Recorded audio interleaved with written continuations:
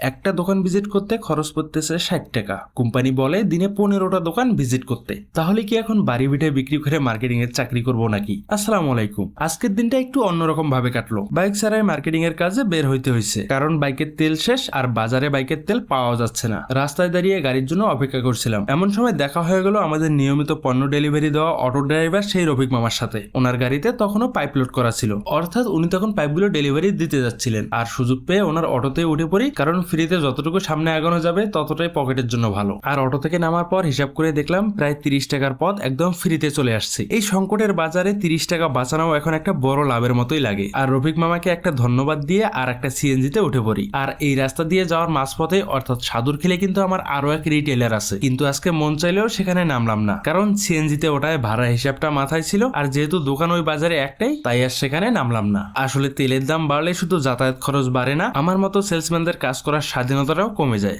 ইচ্ছা থাকলেও তখন সব দোকানে পৌঁছানো যায় না, কারণ দিন শেষে পকেটের হিসাবটাও তো নিজেকেই মেলাতে হয়। যেমন আমার নিজের বাইকে যদি তেল থাকতো, তাহলে এই পথে আরো 2টা দোকান ভিজিট করা যেত, হয় অর্ডার না হয় কালেকশন, যে কোনো একটা পাওয়ার সম্ভাবনা অবশ্যই ছিল। যাই হোক, মাঝপথে সেই সিএনজি ড্রাইভার আবার আরেকটা সিএনজিতে আমাকে উঠাই দিয়ে পাঠিয়ে দেয় নয়নপুর। আর আজকে আমার কাজ এখান থেকেই শুরু হচ্ছে। সরাসরি চলে আসলাম মাসুদ ভাইয়ের দোকানে। জ্বালানি তেলের অভাব আমাদের কাজের গতি কমিয়ে দিলেও আমাদের সেলস টার্গেট আর দায়িত্ব কিন্তু একটুও কমেনি। আর এখানে মাসুদ ভাইয়ের সাথে কথা বলে বুঝলাম ওনার কিছু বাথরুম ফিটিংস লাগবে, আর মাসুদ ভাই বেশ কিছু বাথরুম ফিটিংস এর অর্ডারও দিলেন। আমি সেগুলো খাতায় লিখে নিলাম। কাজ শেষে মাসুদ ভাই থেকে বিদায় নিয়ে এখন আমি রওনা দিচ্ছি আবিরপাড়ার উদ্দেশ্যে। ওখানে আমার 2জন রিটেলার আছেন, কিন্তু সরাসরি নয়নপুর থেকে আবিরপাড়ার গাড়ি না পাওয়ায় ওখান থেকে একটা সিএনজিতে উঠলাম। এই যে বারবার গাড়ি বদলানো, দাঁড়িয়ে থাকা, এই সময় নষ্টের বিষয়টা আসলে একজন মার্কেটিং এর লোক ছাড়া কেউ বুঝবে না। আর এখন সিএনজি থেকে নেমে ভাড়া মিটিয়ে আবার উঠলাম অটো রিক্সাতে। খেয়াল করলাম এইটুকু পথে আমি অলরেডি 5 বার গাড়ি চেঞ্জ করছি, আর এখন পর্যন্ত আমার ভাড়া বাবদ খরচ হয়েছে 90 টাকা, অথচ দোকান ভিজিট করছি মাত্র একটা।